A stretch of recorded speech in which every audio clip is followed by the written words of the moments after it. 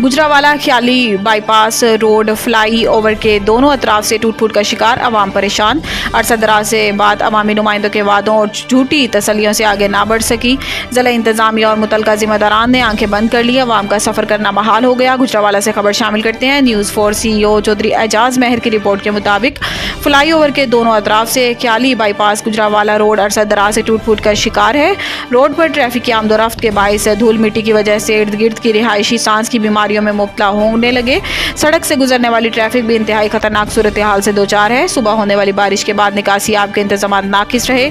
टूटी हुई रोड और बारिशी पानी के बायस शहरियों को गुजरने में मुश्किलात का सामना करना पड़ा।